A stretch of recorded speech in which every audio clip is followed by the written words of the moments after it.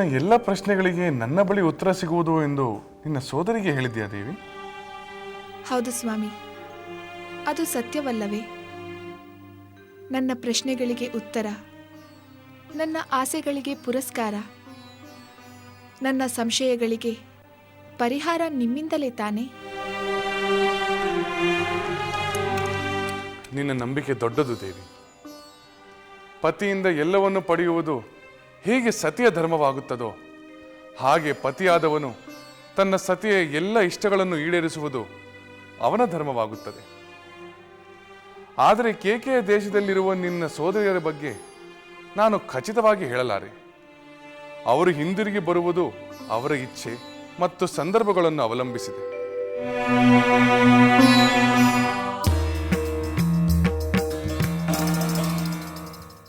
ಅವರಿಗೆ ಅಲ್ಲಿ ಅಪಾರವಾದ ಪ್ರೀತಿ ವಿಶ್ವಾಸಗಳು ದೊರೆಯುತ್ತಿವೆಯಂತೆ. ಅದರಿಂದ ಅಲ್ಲೇ ಇರುವಂತಾಗುವುದೇನೋ ಎಂದು ಅವರೇ ಸಂದೇಹ ಪಡುತ್ತಿದ್ದಾರಂತೆ. ಅದಕ್ಕೆ ನಾನು ನಿಮ್ಮಲ್ಲಿ ಈ ಪ್ರಶ್ನೆಯನ್ನು ಕೇಳುತ್ತಿರುವುದು.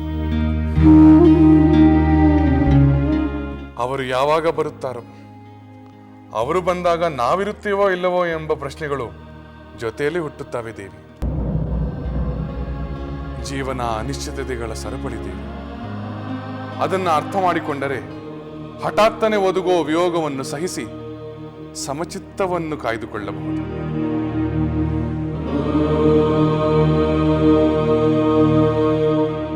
ನಾನು ಕೇಳಿದ ಪ್ರಶ್ನೆಗೂ ನೀವು ನೀಡುತ್ತಿರುವ ಉತ್ತರಕ್ಕೂ ಸಂಬಂಧವೇ ಕಾಣುತ್ತಿಲ್ಲ ಸ್ವಾಮಿ. ಸಂಬಂಧವಿದೆ ದೇವಿ.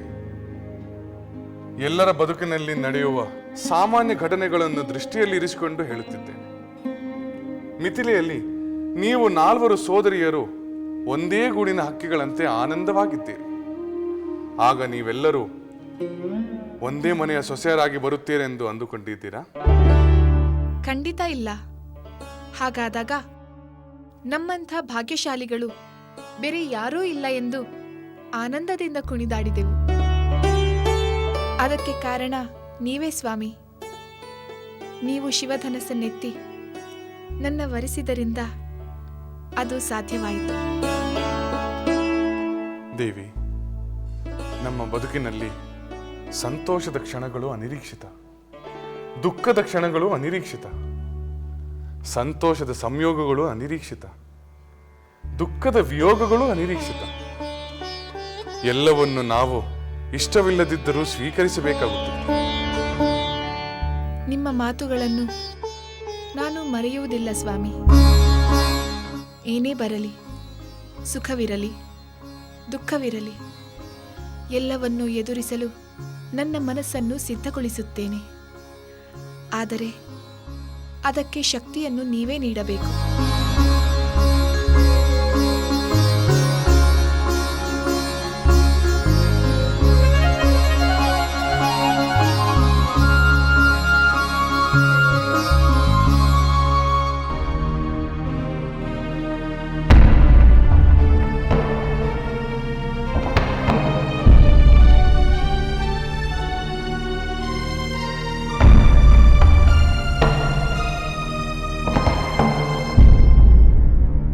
ಮಹಾರಾಜರಿಗೆ ಪ್ರಣಾಮಗಳು. ಸುಮಂತ್ರ, ಬನ್ನಿ.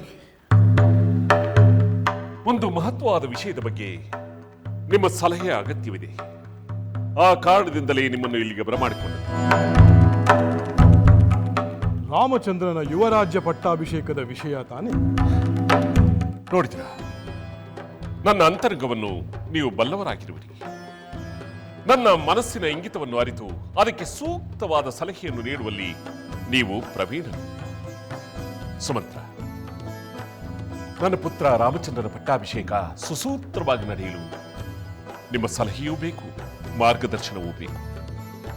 ಪ್ರಭು, ಚಿರಂಜೀವಿ ರಾಮಚಂದ್ರನ ಪಟ್ಟಾಭಿಷೇಕ ಮಹಾಕಾರ್ಯ.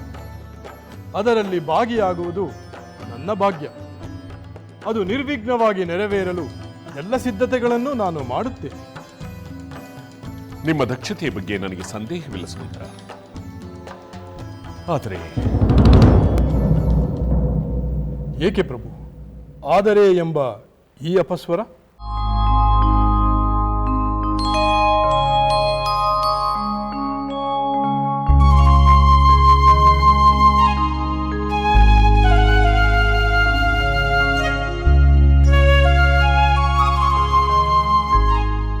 ನನ್ನ ಪುತ್ರ ರಾಮಚಂದ್ರನ ಪಟ್ಟಾಭಿಷೇಕಕ್ಕೆ ಅಡ್ಡಿಯಾಗಿರುವುದು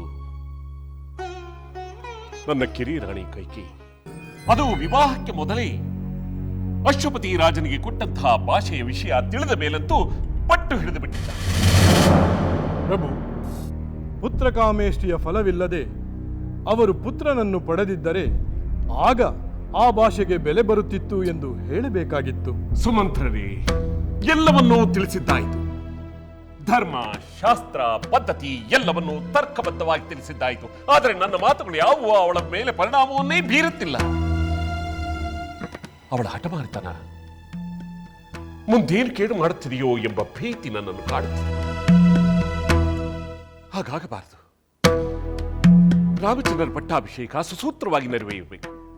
ಅದಕ್ಕೆ ಸೂಕ್ತವಾದ ಸಲಹೆಯನ್ನು ತಾವು ನೀಡಬೇಕು. ನಾನು ಯೋಚಿಸಿ ಸೂಕ್ತವಾದ ಸಲಹೆಯನ್ನು ನೀಡುತ್ತೇನೆ. ಸರ್ವ ಜನರ ಬೆಂಬಲ ರಾಮನ ಕಡೆ ಇರುವಾಗ ಕಿರಿಯ ರಾಣಿಯವರ ಹಠ ಖಂಡಿತವಾಗಿಯೂ ದುರ್ಬಲವಾಗುತ್ತದೆ ಪ್ರಭು. ಸುಮಂತ್ರರೇ, ತಾವು ಏನಾದರೂ ಮಾಡಿ ಈ ಶುಭ ಕಾರ್ಯ ಯಾವ ಅಡ್ಡಿ ಆತಂಕಗಳು ಇಲ್ಲದೆ ಮಂಗಳಕರವಾಗಿ ಜರುಗಬೇಕು ಅಷ್ಟೇ. ನನಗೆ ಅಪ್ಪಣೆ ಕೊಡಿ ಪ್ರಭು.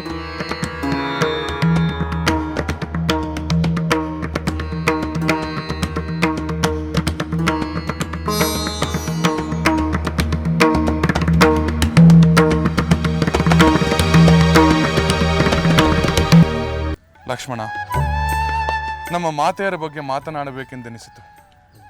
ಏನಾಗಿದೆ ನಮ್ಮ ಮಾತೆಯರಿಗೆ? ಏನಾದರೂ ಚಿಂತೆಯ ವಿಷಯವೇ? ತಮ್ಮ ಚಿಂತೆ ನೋವುಗಳನ್ನು ತಾವೇ ನುಂಗಿಕೊಂಡು ಎಲ್ಲರ ಹಿತ ಕೋರುವ ನಮ್ಮ ಮಾತೆಯವರು ತಮಗೆ ಚಿಂತೆ ನೋವಿದೆ ಎಂದು ಎಂದಾದರೂ ಹೇಳಿಕೊಳ್ಳುತ್ತಾರೆಯೇ? ಹೌದು ಸಹೋದರ, ನಿನ್ನ ಮಾತು ಸತ್ಯ. ಅವರು ಎಂದೂ ತಮಗೆ ನೋವಾಗಿದೆ ಎಂದು ಹೇಳಿಕೊಂಡವರಲ್ಲ. ಅವರು ಹೇಳಿಕೊಳ್ಳದೇ ಇದ್ದರೂ ನಮಗೆ ಕೆಲವೊಂದು ವಿಷಯಗಳು ಅರಿವಾಗುತ್ತದೆ ಅಲ್ಲವೇ? ನನಗೆ ಅರ್ಥವಾಗಲಿಲ್ಲ ಸಹೋದರ. ಲಕ್ಷ್ಮಣ, ಮೊದಲಾದರೆ ನಮ್ಮ ಮಾತೆಯವರ ಅಕ್ಕರೆಯ ಆಸೆಯಲ್ಲಿ ನಾವು ಹೆಚ್ಚು ಕಾಲ ಕಳೆಯುತ್ತಿದ್ದೆವು. ಆ ಸಮಯದಲ್ಲಿ ಅರ್ಧ ಭಾಗ ನಮ್ಮ ಪತ್ನಿಯರಿಗೆ ಮೀಸಲಿಟ್ಟಿದ್ದೇವೆ. ಇನ್ನಷ್ಟು ಕಾಲ ರಾಜ್ಯ ಕಾರ್ಯದಲ್ಲಿ ನಮ್ಮ ತಂದೆಯವರಿಗೆ ನೆರವಾಗಲು ವಿನಿಯೋಗವಾಗುತ್ತದೆ. ಆದುದರಿಂದ ನಮ್ಮ ಮಾತೆಯವರ ಜೊತೆ ಕಳೆಯುವ ಕಾಲ ಈಗ ಅತ್ಯಲ್ಪವಾಗಿದೆ. ಅದು ಅನಿವಾರ್ಯವಲ್ಲವೇ? ಎಲ್ಲವೂ ನಮ್ಮ ಕರ್ತವ್ಯದ ಭಾಗವಲ್ಲವೇ? ಹೌದು ಲಕ್ಷ್ಮಣ, ಆದರೆ ಅವರ ಸ್ಥಾನದಲ್ಲಿ ನಾವು ನಿಂತು ಯೋಚಿಸಬೇಕು ಅಲ್ಲವೇ? ಅವರಿಗೆ ಏಕಾಂಗಿತನ ಎಷ್ಟು ಕಾಡುತ್ತದೆ ಎಂದು ನಾವು ಊಹೆ ಮಾಡಿಕೊಳ್ಳಬೇಕು. ಹೌದು ಸಹೋದರ, ಮಹಾರಾಜರು ಆಗಾಗ ಭೇಟಿ ನೀಡುತ್ತಿದ್ದರೆ ನನ್ನ ಮಾತೆಗೆ ಹಾಗೂ ದೊಡ್ಡ ಮಾತೆಗೆ ಎಷ್ಟೋ ಸಮಾಧಾನ ಸಿಗುತ್ತಿದೆ. ಆದರೆ ಮಹಾರಾಜರು ಇದರ ಬಗ್ಗೆ ಯೋಚಿಸುವುದೇ ಇಲ್ಲ. ಈ ವಿಷಯದಲ್ಲಿ ಮಾತ್ರ ತಂದೆಯವರ ವರ್ತನೆಯ ಬಗ್ಗೆ ನನಗೆ ಕೋಪ ಬರುತ್ತದೆ. ಅಷ್ಟೇ ಅಲ್ಲ, ಇದಕ್ಕೆ ಕಾರಣರಾದ ಚಿಕ್ಕ ಮಾತೆಯ ಮೇಲೂ ಕೋಪ ಬರುತ್ತದೆ. ತಾಳ್ಮೆ ಸಹೋದರ, ತಾಳ್ಮೆ. ದೈವ ಸ್ವರೂಪರಾದ ನಮ್ಮ ತಂದೆಯವರ ಬಗ್ಗೆ, ಕಿರಿಯ ಮಾತೆಯ ಬಗ್ಗೆ ಮಕ್ಕಳಾದ ನಾವು ದೋಷವೆಣಿಸಬಾರದು. ಅದು ಅಪರಾಧವಾಗುತ್ತದೆ. ಇರುವ ದೋಷವನ್ನು ಎತ್ತಿ ಆಡುವುದರಲ್ಲಿ ತಪ್ಪೇನಿದೆ ಸಹೋದರ? ಹಿರಿಯರಾದವರು ಹಿರಿಯರಾಗಿ ನಡೆದುಕೊಂಡಿದ್ದರೆ ಇಂತಹ ಪರಿಸ್ಥಿತಿ ಬರುತ್ತಿತ್ತು. ಲಕ್ಷ್ಮಣ, ನಿನ್ನ ಈ ಸಾತ್ವಿಕ ಕೋಪ ಬೇಗ ಕೆರಳುವುದೆಂಬುದನ್ನು ನಾನು ಚೆನ್ನಾಗಿ ಬಲ್ಲೆ. ಆದರೆ ಮಾತಾ ಪಿತರ ಮೇಲೆ ಇಂತಹ ಕೋಪ ಸಲ್ಲದು. ಅದು ನಮ್ಮ ಮಾತೆಯರಿಗೂ ಇಷ್ಟವಾಗುವುದಿಲ್ಲ. ತಾವು ಕೂಡ ತಮ್ಮ ಪತಿಯನ್ನು ಈ ಕಾರಣಕ್ಕಾಗಿ ಎಂದೂ ಅಗೌರವದಿಂದ ಕಂಡಿಲ್ಲ. ಗೊತ್ತು ಸಹೋದರ, ಅಂತಹ ಪತ್ನಿಯರು ದೊರೆತಿರುವುದು ದಶರಥ ಮಹಾರಾಜರ ಭಾಗ್ಯ. ಅಂತ ಮಾತೆಯರ ಮಕ್ಕಳಾಗಿರುವುದು ನಮ್ಮ ಪುಣ್ಯ. ಹೌದು, ಆ ಭಾವನೆಯಿಂದಲೇ ನಾವು ಸದಾ ನಡೆದುಕೊಳ್ಳಬೇಕು. ಸಹೋದರ, ನಾನು ಏನು ಮಾಡಬೇಕು ಹೇಳು, ಅದನ್ನು ಶಿರಸಾವಹಿಸುತ್ತೇನೆ. ಲಕ್ಷ್ಮಣ, ನಾನು ನೀನು ಸಾಧ್ಯವಾದಷ್ಟು ಅವಕಾಶವನ್ನು ಮಾಡಿಕೊಂಡು ನಮ್ಮ ಮಾತೆಯರ ಜೊತೆ ಕಾಲವನ್ನು ಕಳೆದು ಅವರ ಮನಸ್ಸಿಗೆ ಉಲ್ಲಾಸವನ್ನು ಉಂಟು ಮಾಡಬೇಕು. ಆಗಲಿ ಸಹೋದರ, ನಾನು ನಿನ್ನ ಮಾತಿನಂತೆಯೇ ನಡೆಯುತ್ತೇನೆ.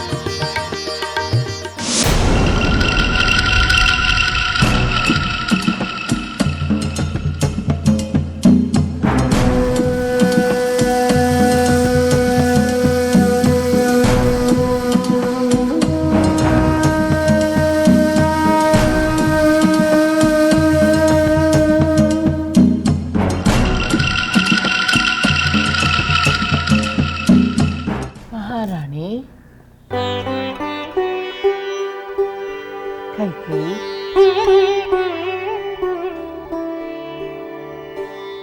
ಮಹಾರಾಣಿ ಯಾಕೆ ಹೀಗೆ ಕುಳಿತಿರುವಿರಿ? ತಲೆ ಕೂದಲು ಕೆದರಿದೆ, ಅಲಂಕಾರವಿಲ್ಲ, ಆಭರಣವಿಲ್ಲ. ಛೆಛೆ, ನನ್ನ ಮುದ್ದಿನ ಕೈಕೇಯನ್ನು ಈ ರೀತಿ ನಾನು ನೋಡಲಾರೆ. ಇರಿ, ನಾನೇ ನಿಮಗೆ ಅಲಂಕಾರ ಮಾಡುತ್ತೇನೆ. ಬೇಡ ಮಂತರೆ, ಬೇಡ, ನನಗೇನೂ ಬೇಡ. ಅಲಂಕಾರ ಬೇಡ, ವಸ್ತ್ರಾಭರಣಗಳು ಬೇಡ. ನಾನಾರಿಗೂ ಬೇಡವಾದ ಮೇಲೆ ಇವುಗಳಿಂದ ನನಗೇನಾಗಬೇಕಾಗಿದೆ? ನಿಮಗೆ ಅಂಥ ಸ್ಥಿತಿ ಬರಲು ನಾನು ಬಿಡುತ್ತೇನೆಯೇ? ಏನಾಯಿತು ಹೇಳಿ? ಮಹಾರಾಜರು ಬಂದಿದ್ದರೆ? ಬಂದಿದ್ದರು. ಏನಂದರು? ಭರತನನ್ನು ಕೂಡಲೇ ಅಯೋಧ್ಯೆಗೆ ಕರೆಸಿ ಎಂದು ಹೇಳಿದೆ. ಅದಕ್ಕವರು ಅಂತಹ ಆತುರವೇನು ಎಂದು ಕೇಳಿದರು. ನಾನು ನನ್ನ ಪುತ್ರ ಭರತನನ್ನು ಕೂಡಲೇ ನೋಡಬೇಕು ಎಂದು ಹೇಳಿದೆ. ಸರಿಯಾಗಿ ಹೇಳಿದಿರಿ ಮಹಾರಾಣಿ. ಅದಕ್ಕೆ ಅವರೇನೆಂದರು? ಬೇಗ ಕರೆಸುತ್ತಾರಂತೆಯೇ? ಅವರು ಹಾಗಂದಿದ್ದರೆ ನಾನೇಕೆ ಹೀಗಿರುತ್ತಿದ್ದೆ ಮಂತರೆ?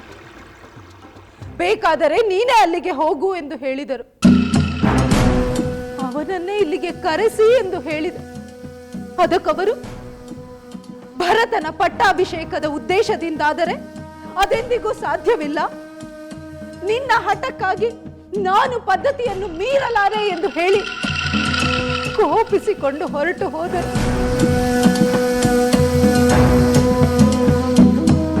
ಅಷ್ಟೊಂದು ಮಾತುಕತೆ ನಡೆದು ಹೋಯಿತೆ? ಹೌದು ಮಂತರೆ, ಅವರಲ್ಲಿ ಅಷ್ಟೊಂದು ಕೋಪವನ್ನು ನಾನೆಂದೂ ಕಂಡಿರಲಿಲ್ಲ. ನಾನು ಸಂಪೂರ್ಣವಾಗಿ ಸೋತನೆಂಬ ಭಾವನೆ ಬರುತ್ತಿದೆ. ಅವರಿಗೆ ನನ್ನ ಮೇಲಿನ ವ್ಯಾಮೋಹಕ್ಕಿಂತ ಆ ರಾಮನ ಮೇಲಿನ ಪ್ರೀತಿಯೇ ಅಧಿಕವಾಗಿದೆ.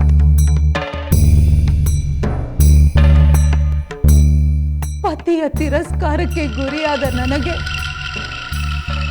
ಅಲಂಕಾರ ಬೇಕೆ, ಭೋಗ ವೈಭೋಗಗಳೇಕೆ ಮಂತರೆ? ಪತಿಯ ತಿರಸ್ಕಾರಕ್ಕೆ ಗುರಿಯಾದ ನನಗೆ ಅಲಂಕಾರ ಬೇಕೆ, ಭೋಗ ವೈಭೋಗಗಳೇಕೆ ಮಂತರೆ? ಸಮಾಧಾನ ಮಾಡಿಕೊಳ್ಳಿ ಮಹಾರಾಣಿ. ಆವೇಶದ ಭರದಲ್ಲಿ ಆತುರದ ನಿರ್ಧಾರ ತೆಗೆದುಕೊಳ್ಳುವುದು ಸರಿಯಲ್ಲ. ಮಹಾರಾಜರಿಗೆ ರಾಮನ ಮೇಲೆ ಪ್ರೀತಿ ಇರುವುದು ನಿಜ, ಅವನಿಗೆ ಪಟ್ಟಾಭಿಷೇಕ ಮಾಡಬೇಕೆಂದಿರುವುದು ನಿಜ. ಆದರೆ ಮೋಹದ ಮಡದಿಯಿಂದ ದೂರವಾಗಿ ಅವರು ಇರಲಾರರು. ಮಂತರೆ, ನೀನು ಅವರ ಕೋಪವನ್ನು ಕಂಡಿದ್ದರೆ ಹೀಗೆ ಹೇಳುತ್ತಿರಲಿಲ್ಲ. ನಾನು ಒಪ್ಪದಿದ್ದರೆ ನಾನು ಬಿಡುವುದಿಲ್ಲ. ಸರಿ, ಪತಿಯ ಪ್ರೀತಿಗಿಂತಲೂ ವಂಶದ ಗೌರವಕ್ಕಿಂತಲೂ ನಿನ್ನ ಹಠವೇ ದೊಡ್ಡದಾದರೆ ಏನಾದರೂ ಮಾಡಿಕೊ. ಇನ್ನು ಮುಂದೆ ನಾನು ಇಲ್ಲಿಗೆ ಬರಲಾರೆ. ಸರಸ ವಿರಸಗಳು ದಂಪತಿಗಳ ನಡುವೆ ಸಹಜ ಮಹಾರಾಣಿ. ಕೋಪಿಸಿಕೊಂಡು ಹೋದ ಮಹಾರಾಜರು ಬಹುಕಾಲ ನಿಮ್ಮಿಂದ ದೂರ ಇರಲಾರರೆಂದು ನನಗೆ ಚೆನ್ನಾಗಿ ಗೊತ್ತು. ಅವರು ನಿಮ್ಮ ಬಳಿಗೆ ಬಂದೇ ಬರುತ್ತಾರೆ. ಮೊದಲು ನಾನು ಹಾಗೆ ಅಂದುಕೊಂಡಿದ್ದೆ. ಆದರೆ ಅವರು ಬರಲೇ ಇಲ್ಲ. ಕಾದು ಕಾದು ನನ್ನ ಕಣ್ಣು ಬೆಳ್ಳಗಾದವು.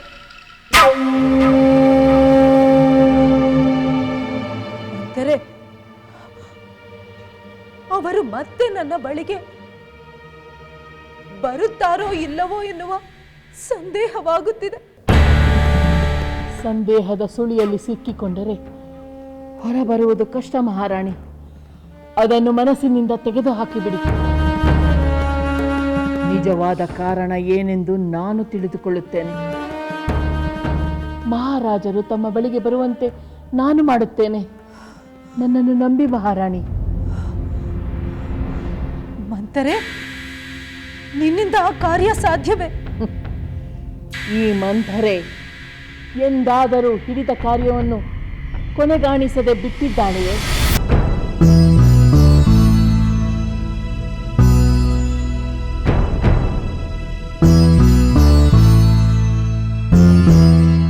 ಮಹಾರಾಜರಿಗೆ ಪ್ರಣಾಮಗಳು. ಸುಮಂತ್ರರೇ, ಬನ್ನಿ ಬನ್ನಿ, ತಮ್ಮ ನಿರೀಕ್ಷೆಯಲ್ಲಿಯೇ ಇದ್ದೆ ನಾನು. ಯಾವುದಾದರೂ ಅವಸರದ ರಾಜಕಾರ್ಯವಿತ್ತೆ? ಇಲ್ಲ, ನನಗೊಂದು ಆಲೋಚನೆ ಹೊಳೆಯಿತು. ಅದನ್ನು ತಮಗೆ ತಿಳಿಸುವುದಕ್ಕೋಸ್ಕರವೇ ನಾನು ತಮ್ಮನ್ನು ಬರಮಾಡಿಕೊಂಡೆ. ಅದೇನು ವಿಷಯ ಹೇಳಿ ಪ್ರಭು. ರಾಮಚಂದ್ರನ ಪಟ್ಟಾಭಿಷೇಕಕ್ಕೆ ಕೈಕೇಯಿಯಿಂದ ಅಡ್ಡಿ ಬರಬಹುದೆಂದು ನಾವು ಮಾತನಾಡಿಕೊಂಡೆವಲ್ಲವೇ? ನೆನಪಿದೆ ಪ್ರಭು.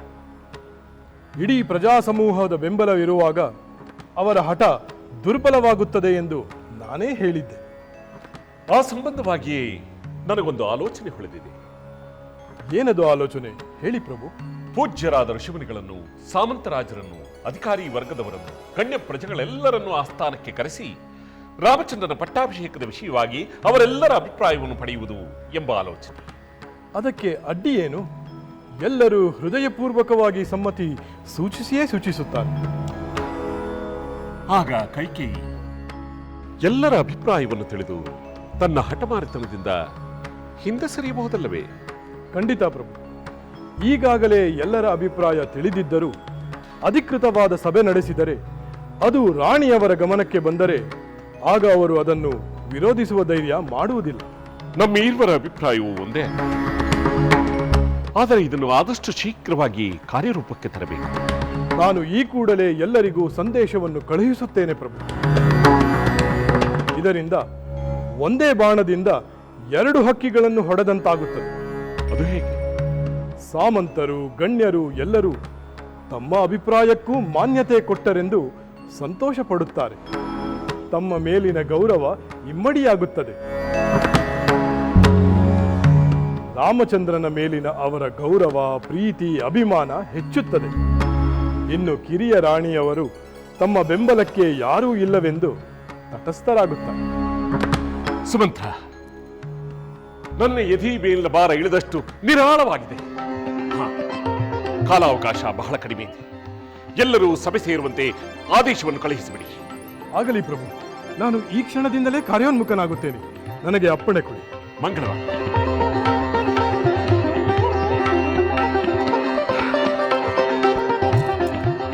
ಅಬ್ಬಾ, ಎಂತಹ ಅದ್ಭುತವಾದ ಉಪಾಯ! ರಾಮಚಂದ್ರನ ಪಟ್ಟಾಭಿಷೇಕವೊಂದು ನಿರಾತಂಕವಾಗಿ ನಡೆದು ಬಿಟ್ಟರೆ ನನ್ನ ಸಂತೋಷಕ್ಕೆ ಪಾರವೇ ಇಲ್ಲ.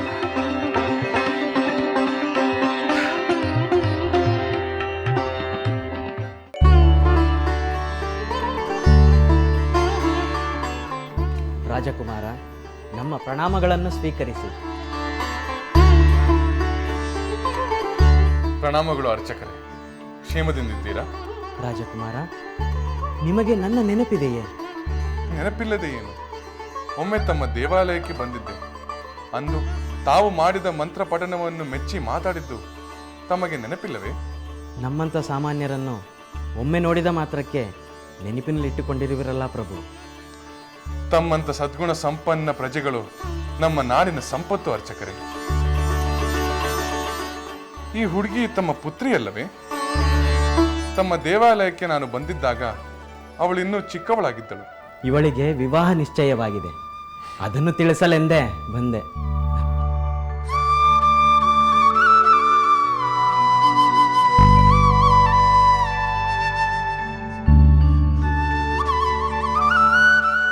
ದೀರ್ಘ ಸುಮಂಗಳಿಯಾಗಿ ಬಾಳು.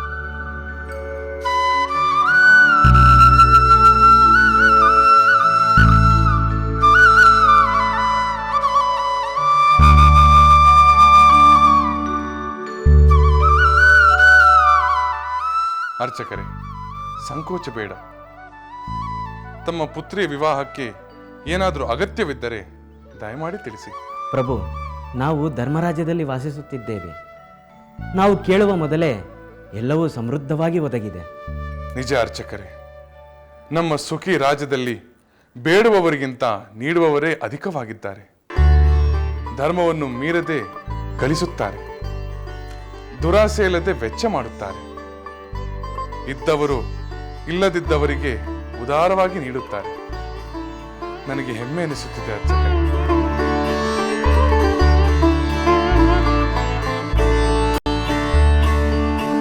ದೇವಿ, ಈ ಮದುಮಗಳಿಗೆ ಈ ಉಡುಗೊರೆಗಳನ್ನು ನೀಡಿ ಆಶೀರ್ವದಿಸಿ.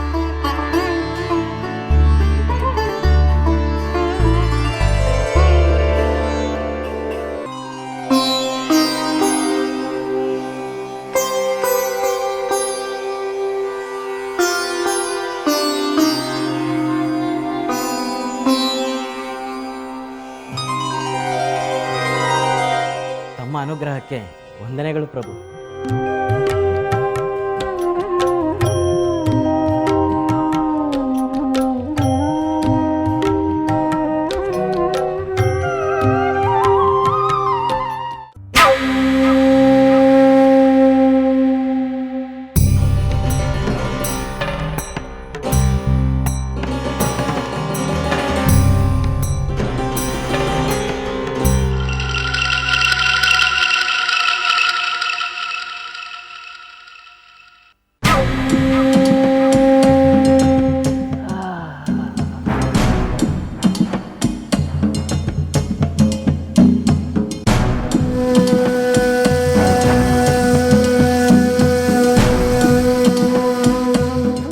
ಮಾತೆ ಬರ ಹೇಳಿದಿರಂತೆ.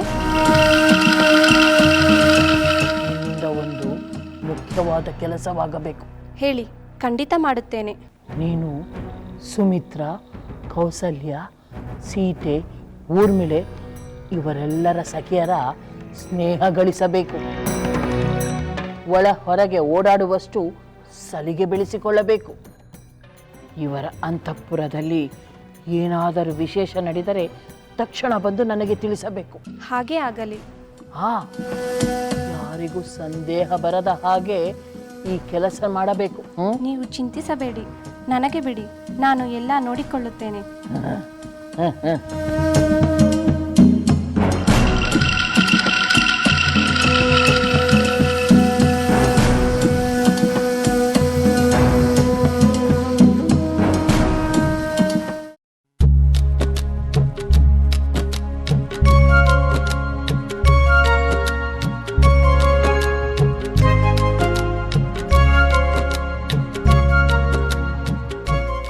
ಮಾತೆ, ಲಕ್ಷ್ಮಣ, ಬಾ ಕುಮಾರ, ಬಾ. ಹೋಗು, ನನ್ನ ಕುಮಾರನಿಗೆ ಕುಡಿಯಲು ಬಿಸಿಯಾದ ಹಾಲು ತಾ. ಬೇಡ ಮಾತೆ. ಮಗು, ನೀನು ಬರುವುದೇ ಕಡಿಮೆ. ಬಂದಾಗ ನಿನಗೊಂದಿಷ್ಟು ಹಾಲು ಕುಡಿಸದೆ ಹೋದರೆ ಈ ಮಾತೃ ಹೃದಯಕ್ಕೆ ಸಮಾಧಾನವಿಲ್ಲ.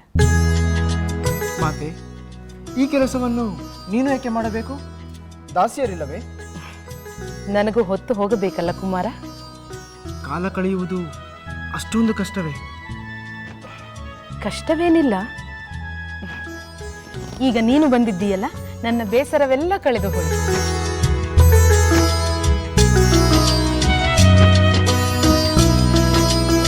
ಕುಡಿ.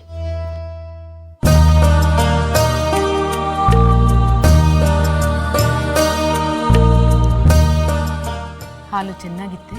ಹಾಲು? ನಾನು ಕುಡಿದಿದ್ದು ಹಾಲೇ. ಯಾಕೆ, ಚೆನ್ನಾಗಿರಲಿಲ್ಲವೇ? ಮಾತೆ, ನಾನು ಕುಡಿದಿದ್ದು ಹಾಲಲ್ಲ, ಅಮೃತ. ಅಮೃತ? ಇಲ್ಲೆಲ್ಲಿ ಬಂತು ಅಮೃತ? ಮಾತೆ, ನಿನ್ನ ಮಮತೆ ತುಂಬಿದ ಹಸ್ತಸ್ಪರ್ಶದಿಂದ ಹಾಲು ಅಮೃತವಾಯಿತು. ಎಷ್ಟು ಒಳ್ಳೆಯ ಮನಸ್ಸು ನಿನ್ನದು. ಮಾತೆಗಿಲ್ಲದ ಒಳ್ಳೆಯತನ ಪುತ್ರನಲ್ಲಿರಲು ಸಾಧ್ಯವೇ? ಇಲ್ಲ ಕುಮಾರ, ಕೆಲವೊಮ್ಮೆ ಮಾತೆಯಲ್ಲಿಲ್ಲದ ಸದ್ಗುಣಗಳು ಪುತ್ರರಲ್ಲಿರಲು ಸಾಧ್ಯ. ನಿನ್ನ ಮನಸ್ಸಿನಲ್ಲಿ ಯಾವ ವಿಷಯವಿದೆ ಎಂದು ನನಗೆ ಅರ್ಥವಾಗುತ್ತಿದೆ. ಆ ವಿಷಯ ಬೇಡ. ನನ್ನ ಪುತ್ರನನ್ನು ಕಂಡ ಈ ಆನಂದದ ಗಳಿಗೆಯಲ್ಲಿ ಬೇರೆ ವಿಷಯದ ಚಿಂತೆ ಏಕೆ?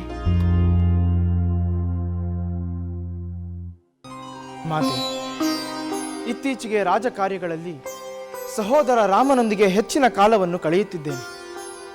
ಅದಕ್ಕೆ ನಿನ್ನನ್ನು ಕಾಣಲು ಬರುವುದು ಕಡಿಮೆಯಾಯಿತು. ಗೊತ್ತು ಕುಮಾರ. ಕರ್ತವ್ಯವನ್ನು ಕಡೆಗಣಿಸಿ ತಾಯಿಯ ಸೆರಗಿನ ನೆರಳಿನಲ್ಲಿಯೇ ಇರು ಎಂದು ಹೇಳುವುದುಂಟೆ.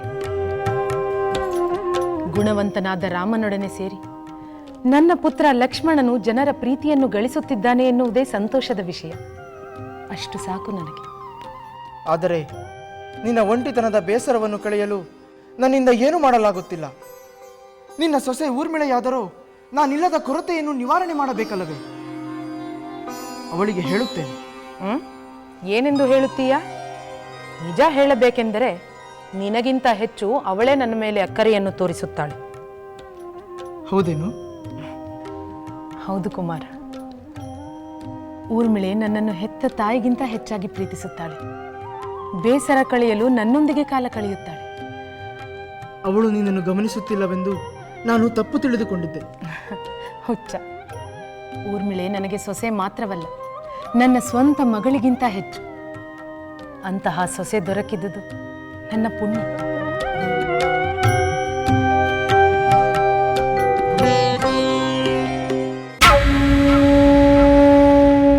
ಜಯ ಜಯ ಪೌಲಸ್ತ್ಯ ಕುಲ ಪ್ರದೀಪ, ಜಯ ಜಯ ಕೈಕಸಿ ಗರ್ಭ ಸಂಜಾತ, ಜಯ ಜಯ ಲಂಕಾಧೀಶ್ವರ ದಶಕಂಠ, ಜಯ ಜಯ ಬ್ರಹ್ಮ ವರ ಪ್ರಸಾದಿತ, ಜಯ ಜಯ ಪರಮೇಶ್ವರ ಭಕ್ತಾಗ್ರೇಸರ, ಜಯ ಜಯ ಸುರಕುಲ ಗರ್ವ ಭಂಜಕ, ಜಯ ಜಯ ಲಂಕಾಧೀಶ್ವರ.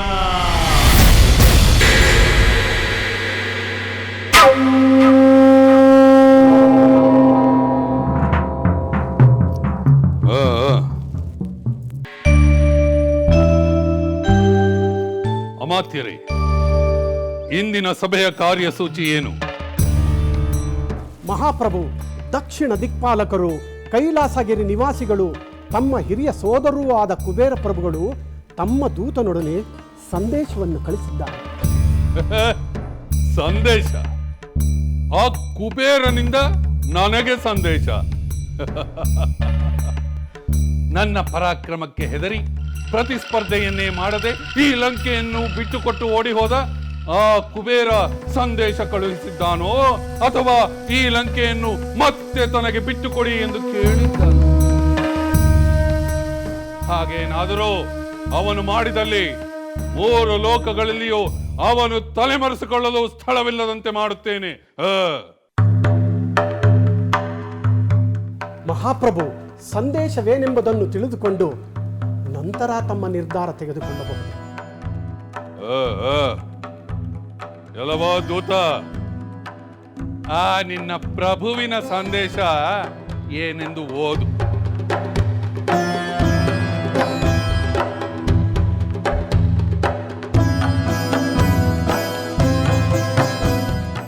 ಲಂಕಾಧಿಪತಿ ಸೋದರ ರಾವಣೇಶ್ವರನಿಗೆ ಕುಬೇರನ ಶುಭಾಕಾಂಕ್ಷೆಗಳು. ನೀನು ಸೋದರ ವಿಭೂಷಣ, ಸೋದರ ಕುಂಭಕರ್ಣ, ಮಾತೆ ಕೈಕಸಿ ಕ್ಷೇಮವೆಂದು ಭಾವಿಸುತ್ತೇನೆ. ನಮ್ಮ ಕ್ಷೇಮಕ್ಕೇನೂ ಕೊರತೆ ಇಲ್ಲ. ಶತ್ರುಗಳು ತಮ್ಮ ಕ್ಷೇಮವನ್ನು ಚಿಂತಿಸಬೇಕು ಅಷ್ಟೇ. ಮುಖ್ಯ ಸಂದೇಶವನ್ನು ಬೇಗನೆ ಓದು. ಸೋದರ, ನೀನು ಬ್ರಹ್ಮನ ವರದಿಂದ ಗರ್ವಿತನಾಗಿ ದೇವತೆಗಳು ಮತ್ತು ಋಷಿಮುನಿಗಳ ಮೇಲೆ ವಿನಾಕಾರಣ ಆಕ್ರಮಣ ಮಾಡುತ್ತಿರುವನೆಂದು ತಿಳಿದು ನನಗೆ ಚಿಂತೆಯಾಯಿತು. ನಿನ್ನ ಈ ವರ್ತನೆಯಿಂದ ನಮ್ಮ ಪೌಲಸ್ತ್ಯ ಕುಲದ ಗೌರವಕ್ಕೆ ಕಳಂಕ ಬರುವಂತಾಯಿತು. ದಯಮಾಡಿ ಈ ಅಧರ್ಮದ ಕಾರ್ಯವನ್ನು ನಿಲ್ಲಿಸು. ಸಾಕು ಸಾಕು, ನಿಲ್ಲಿಸು ನಿನ್ನ ವ್ಯರ್ಥಾಲಾಪವನ್ನು. ಈ ದಶಕಂಠ ರಾವಣನಿಗೆ ಉಪದೇಶ ಮಾಡುವ ಸಂದೇಶವನ್ನು ತಂದಿರುವ ಈ ದೂತನ ನಾಲಿಗೆಯನ್ನು ಕತ್ತರಿಸಿ. ಕ್ಷಮಿಸಿ ಪ್ರಭು, ದೂತನನ್ನು ದಂಡಿಸುವುದು ರಾಜನೀತಿಯಲ್ಲ. ತಮ್ಮ ಆಕ್ರೋಶವೇನಿದ್ದರೂ ಆ ಕುಬೇರನ ಮೇಲೆಯೇ ಹೊರತು ಈ ಬಡಪಾಯಿ ದೂತನ ಮೇಲೆ ತೋರಿಸಬಾರದು ಪ್ರಭು. ತಾವು ಹೇಳುತ್ತಿರುವುದು ನಿಜ ಮಾತ್ಯರೇ. ನನ್ನ ಆಕ್ರೋಶ ಏನಿದ್ದರೂ ಅಧಿಕ ಪ್ರಸಂಗಿ ಕುಬೇರನ ಮೇಲೆ ಮಾತ್ರ. ನನಗಿಂತ ಹಿರಿಯವನಾದ ಮಾತ್ರಕ್ಕೆ ನನಗೆ ಬುದ್ಧಿ ಹೇಳುವಷ್ಟು ಅಧಿಕ ಪ್ರಸಂಗತನ. ಎಲ್ಲವೋ ದೂತ, ಪರಾಕ್ರಮದಲ್ಲಿ ನಾನು ಅವನಿಗಿಂತ ಹಿರಿಯನೆಂದು ನಾನೇ ತೋರಿಸಿಕೊಡುತ್ತೇನೆಂದು ನಿನ್ನ ಪ್ರಭುವಿಗೆ ತಿಳಿಸು. ತೊಲಗು ಇಲ್ಲಿಂದ. ಪಣೆ ಮಹಾಪ್ರಭು.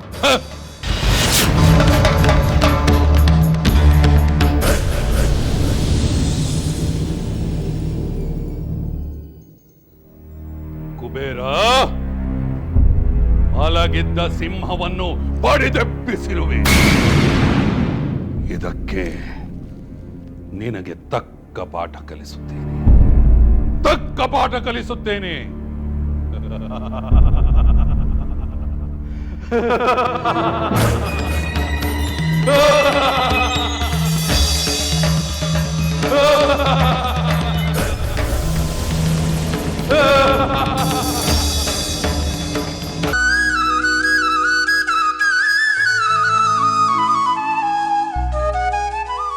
ಸ್ವಾಮಿ, ಯಾವಾಗ ಬಂದಿರಿ? ನೀವು ಬಂದಿರುವುದನ್ನು ಸಖಿ ನನಗೇಕೆ ತಿಳಿಸಲಿಲ್ಲ? ನಾನೇ ಬೇಡವೆಂದು ಹೇಳಿದೆ ದೇವಿ. ಸ್ವಲ್ಪ ಸಮಯ ಏಕಾಂತವಾಗಿ ಇರಬೇಕೆಂದೆನಿಸಿತು.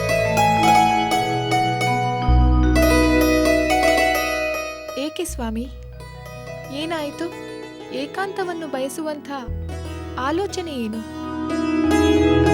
ಎಂದು ನೀವು ಹೀಗೆ ಇಷ್ಟು ಚಿಂತಾಕುಲರಾಗಿದ್ದನ್ನು ನಾನು ಕಂಡಿಲ್ಲ. ರಾಜಕಾರ್ಯದ ಸಮಸ್ಯೆಯೇ? ಇಲ್ಲ ದೇವಿ, ರಾಜಕಾರ್ಯದ ವಿಷಯವೇನಲ್ಲ, ಅದರ ಚಿಂತೆ ಯಾವುದೂ ಇಲ್ಲ.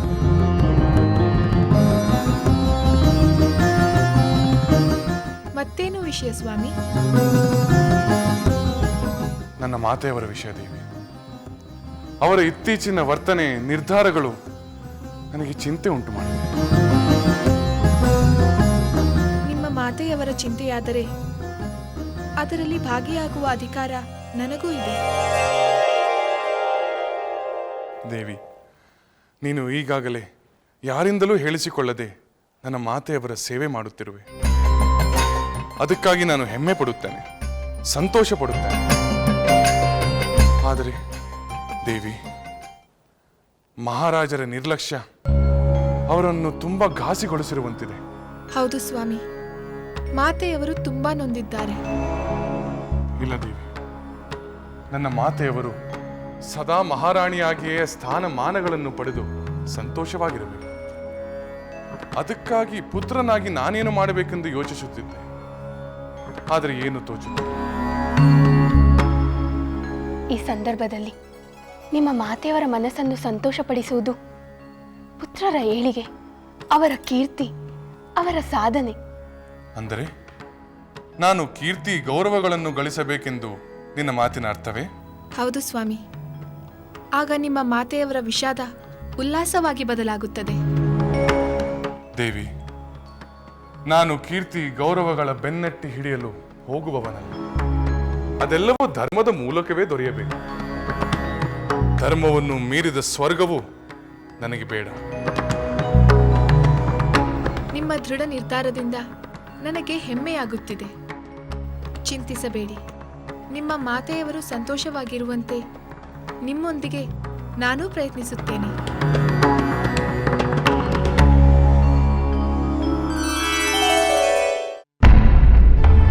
ಮಹಾಪ್ರಭುಗಳಿಗೆ ಪ್ರಣಾಮಗಳು. ಬನ್ನಿ ಮಂತ್ರಿಗಳೇ, ಕುಳಿತುಕೊಳ್ಳಿ.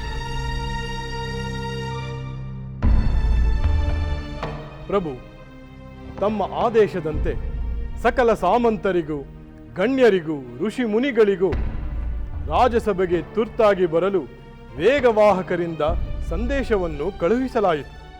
ಕೆಲವರು ಆಗಲೇ ಹೊರಟಿರುವ ವಾರ್ತೆಯೂ ಬಂದಿದೆ. ಬಹಳ ಸಂತೋಷ ಮಂತ್ರಿಗಳೇ. ನಾವು ಪ್ರಸ್ತಾಪಿಸಬೇಕಾದ ವಿಷಯ ಸಭೆಯಲ್ಲಿಯೇ ಬಹಿರಂಗವಾಗಲಿ. ಅಲ್ಲಿಯವರೆಗೂ ಪ್ರಕಟಗೊಳ್ಳುವುದು ಬೇಡ. ನನಗೆ ಅರ್ಥವಾಗುತ್ತದೆ ಪ್ರಭು.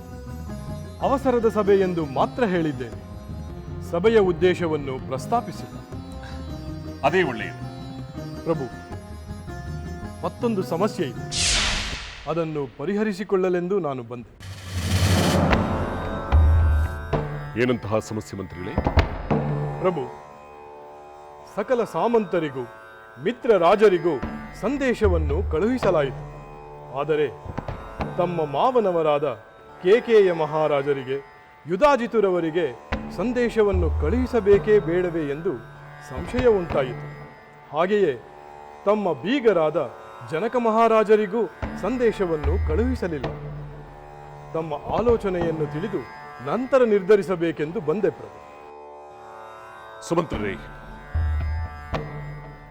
ಕೇಕಯಿ ಮಹಾರಾಜ ಮತ್ತು ಯುಧಾಜಿತಿಗೆ ಸಂದೇಶವನ್ನು ಕಳುಹಿಸದೆಯೇ ತಾವು ಉತ್ತಮ ಕಾರ್ಯವನ್ನು ಮಾಡಿರುವಿರಿ.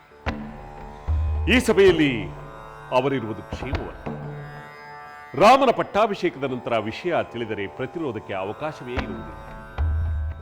ಜನಕ ಮಹಾರಾಜರು ತಮ್ಮ ಅಳಿಯನ ಪಟ್ಟಾಭಿಷೇಕಕ್ಕೆ ಸಮ್ಮತಿಯನ್ನು ನೀಡುವ ಪ್ರಶ್ನೆಯೇ ಉದ್ಭವಿಸುವುದಿಲ್ಲ. ಜನಕ ಮಹಾರಾಜರು ಖಂಡಿತ ಸಂತೋಷ ಪಡುತ್ತಾರೆ. ತಮ್ಮ ಅಭಿಪ್ರಾಯ ಸಮಂಜಸವಾಗಿದೆ. ಸುಮಂತ್ರ, ಇಲ್ಲಿ ಬಂಧುಗಳ ಅಭಿಪ್ರಾಯಕ್ಕಿಂತ ಬೇರೆಯವರ ಅಭಿಪ್ರಾಯವೇ ಬಹಳ ಮುಖ್ಯ. ಹೌದು ಪ್ರಭು, ನಾನಿನ್ನು ಬರುತ್ತೇನೆ. ಎಲ್ಲರೂ ಆಗಮನಿಸಿದ ನಂತರ ತಮಗೆ ವಿಷಯವನ್ನು ತಿಳಿಸುತ್ತೇನೆ. ಹಾಗೆ ಆಗಲಿ.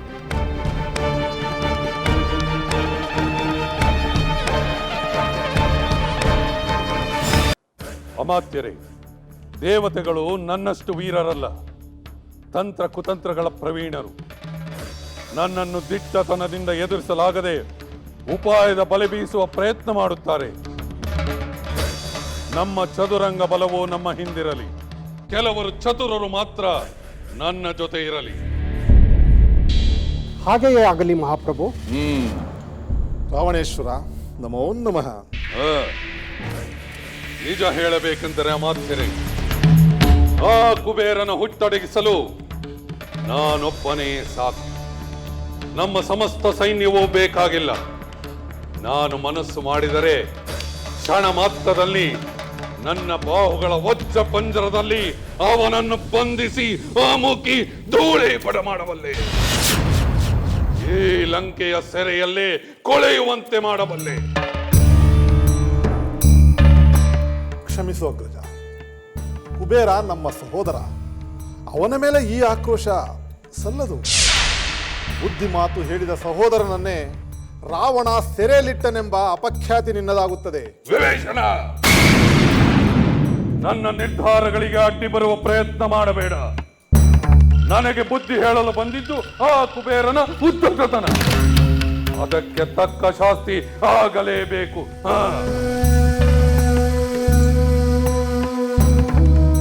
ಅಗ್ರಜ ರಾವಣೇಶ್ವರ, ಅತಿಯಾದ ರೋಷ ವಿವೇಕವನ್ನು ನಾಶಪಡಿಸುತ್ತದೆ. ಸ್ವಲ್ಪ ಸಮಾಧಾನ ಚಿತ್ತದಿಂದ ಆಲೋಚಿಸು. ಕುಬೇರ ನಮ್ಮ ಮಲ ಸಹೋದರನಾದರೂ ಅವನು ನಮ್ಮೆಲ್ಲರಿಗೂ ಹಿರಿಯ. ಕುಲದ ಕೀರ್ತಿಗೆ ಕಳಂಕ ಬರಬಾರದೆಂಬ ಸದುದ್ದೇಶದಿಂದ ವಿವೇಕ ಹೇಳಿದ ಅವನ ಮೇಲೆ ಯುದ್ಧಕ್ಕೆ ಹೋಗಬೇಕೆ? ವಿಭೀಷಣ, ಅರಣ್ಯದಲ್ಲಿ ಕುಳಿತು ಮೂಗು ಹಿಡಿದು ತಪೋನಿರತನಾಗಬೇಕಾದ ಯೋಗ್ಯತೆಯುಳ್ಳ ನಿನಗೆ ಕುಬೇರನ ಕುತಂತ್ರ ಏನೆಂದು ಹೇಳಿ ಗೊತ್ತು. ಅವನಿಗೆ ಕುಲದ ಕೀರ್ತಿ ಮುಖ್ಯವಲ್ಲ, ನನ್ನನ್ನು ಸಮರ ವಿಮುಖನನ್ನಾಗಿ ಮಾಡಿ ಹೇಡಿಯನ್ನಾಗಿಸುವುದು ಮುಖ್ಯ. ನಾನು 3 ಲೋಕಗಳಲ್ಲಿಯೂ ಅಜೇಯ ಎಂದು ಪ್ರಖ್ಯಾತಿಯಾಗುವುದನ್ನು ತಡೆಯುವುದು ಅವನ ಉದ್ದೇಶ.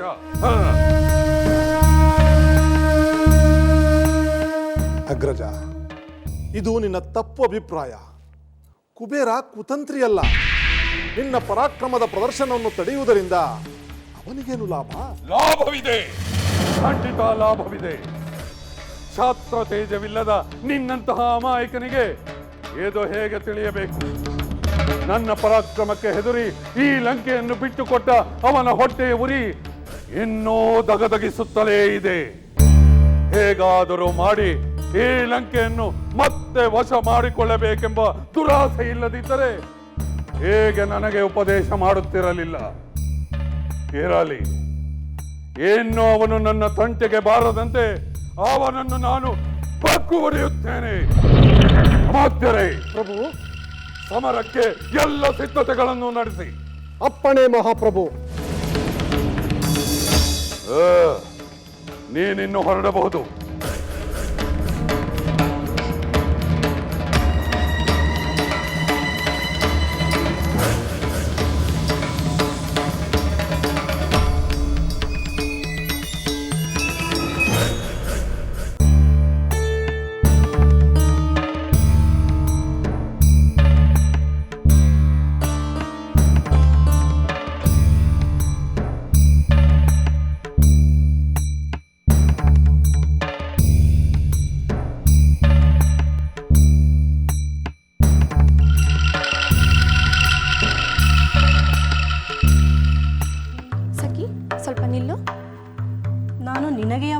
ಸಖಿಯಾದೆ?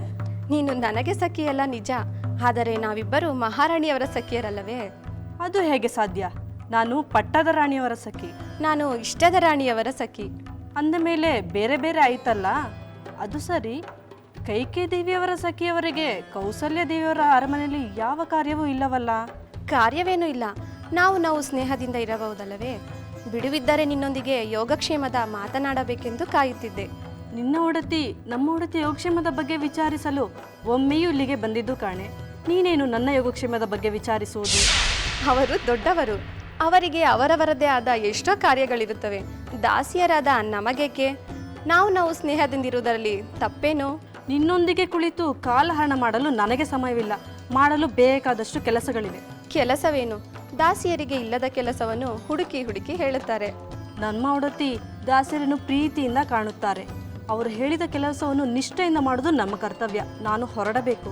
ಅಂದರೆ ನಿನ್ನ ಒಡತಿ ನಿನಗೆ ಯಾವುದೋ ವಿಶೇಷವಾದ ಕಾರ್ಯದ ಮೇಲೆ ಕಳುಹಿಸಿರಬೇಕು. ಇಲ್ಲವಾದರೆ ನೀನಿಷ್ಟು ಧಾವಂತದಿಂದ ಹೋಗುತ್ತಿರಲ್ಲ. ಅದೇನೋ ಅಂತ ವಿಶೇಷ ಸಂಗತಿ? ನನಗೂ ಸ್ವಲ್ಪ ಕಿವಿಯ ಮೇಲೆ ಹಾಕು. ಇಲ್ಲ, ಯಾವ ವಿಶೇಷವೂ ಇಲ್ಲ. ಎಂದಿನಂತೆ ಮಹಾರಾಣಿಯವರಿಗೆ ಪೂಜಾ ಸಾಮಗ್ರಿಯನ್ನು ಅಣಿಗೊಳಿಸಬೇಕು. ಅದಕ್ಕಾಗಿ ಈ ಹಣ್ಣುಗಳೆಲ್ಲ. ಈಗಾಗಲೇ ತಡವಾಗಿದೆ, ನಾನು ಹೊರಡಬೇಕು. ಒಂದೇ ಕ್ಷಣ ನಿಲ್ಲು. ಅಯ್ಯೋ, ನನಗೆ ಮಾಡಲು ಬೇಕಾದಷ್ಟು ಕೆಲಸಗಳಿವೆ. ಇನ್ನೊಮ್ಮೆ ಯಾವಾಗಲಾದರೂ ಮಾತಾಡೋಣ.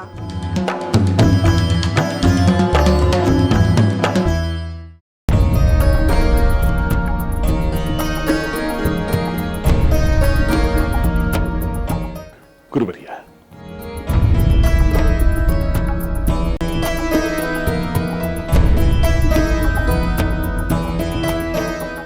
ಗುರುವರ್ಯ,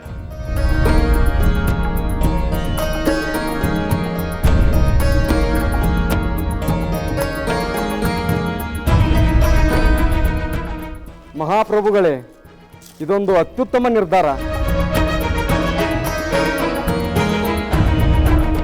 ರಾಮಚಂದ್ರ ಮಹಾಪರಾಕ್ರಮಶಾಲಿ, ನೀತಿ ಧರ್ಮಗಳನ್ನು ಅರಿತ ಪ್ರಜ್ಞ. ಅವನು ರಾಜನಾದಲ್ಲಿ ಕೋಸಲ ಸಾಮ್ರಾಜ್ಯವೇ ಭಾಗ್ಯ.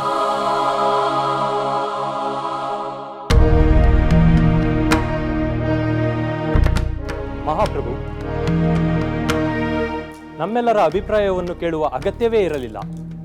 ಪಟ್ಟಾಭಿಷೇಕದ ಸಂದೇಶವನ್ನು ಕಳುಹಿಸಿದರೆ ಸಾಕಾಗುತ್ತಿತ್ತು. ನಾವೆಲ್ಲರೂ ಸಂತೋಷದಿಂದ ಬರುತ್ತಿದ್ದೆವು.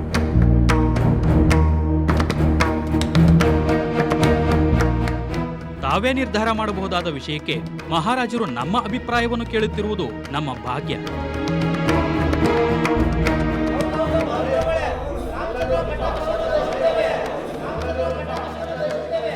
ಪ್ರಜೆಗಳಲ್ಲಿ ಪ್ರತಿಯೊಬ್ಬರೂ ರಾಮಚಂದ್ರನ ಪರವಾಗಿ ಮಾತನಾಡುತ್ತಾರೆ.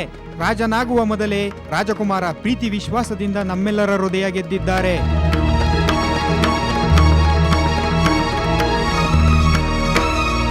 ರಾಮಚಂದ್ರನ ಸಾಧನೆಯೇನು ಕಡಿಮೆ ಏನಲ್ಲ. ತಾಟಕಿ ಸುಬಾಹುರಂತ ರಾಕ್ಷಸರನ್ನು ಸಂಹರಿಸಿ ವಿಶ್ವಾಮಿತ್ರರ ಯಜ್ಞ ಕಾರ್ಯಕ್ಕೆ ನೆರವಾದ ಸಾಹಸವನ್ನು ಕೊಂಡಾಡದವರಾರು.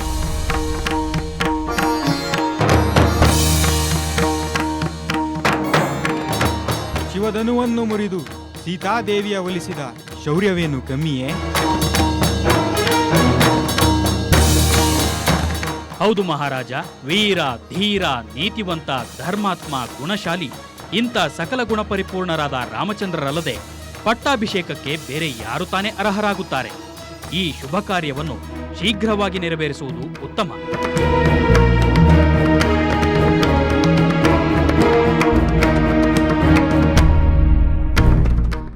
ರಾಜನೇ, ನನ್ನ ಪ್ರೀತಿಯ ಪ್ರಜೆಗಳೇ, ನನ್ನ ಕುಮಾರ ರಾಮಚಂದ್ರನ ಮೇಲೆ ನೀವಿಟ್ಟಿರುವ ಅಭಿಮಾನ, ಆಡಿದ ಮಾತುಗಳನ್ನು ಕೇಳಿ ನನ್ನ ಹೃದಯ ತುಂಬಿಕೊಂಡಿದೆ. ನನಗೆ ಮಾತುಗಳೇ ಹೊರಡುತ್ತಿಲ್ಲ. ನಿಮ್ಮೆಲ್ಲರ ಸದ್ಭಾವನೆಗೆ ನಾನು ಚಿರಋಣಿಯಾಗಿದ್ದೇನೆ.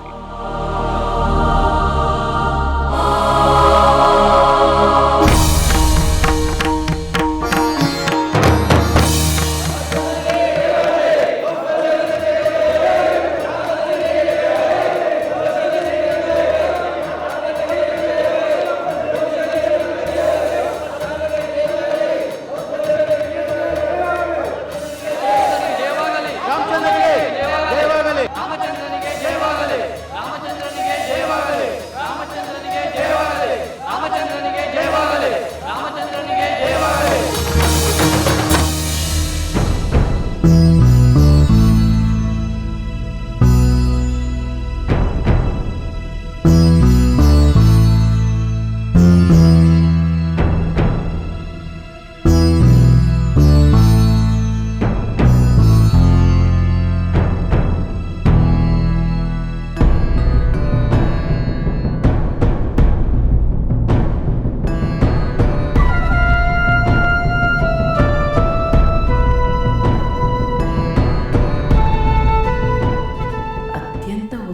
ಉತ್ಸಾಹದಿಂದ ಬುದ್ಧಿ ಚಾತುರ್ಯವನ್ನು ಬಳಸಬೇಕಾದ ಸಂದರ್ಭದಲ್ಲಿ ಈ ಕೈಕೇಯಿ ಮಹಾರಾಣಿಯವರು ನಿರುತ್ಸಾಹದಿಂದ ಮಲಗಿದ್ದಾರೆ.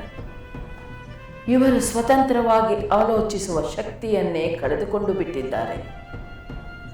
ನಾನೇ ಮತ್ತೆ ಮತ್ತೆ ಇವರಲ್ಲಿ ಛಲ ಉತ್ಸಾಹಗಳನ್ನು ತುಂಬಬೇಕು.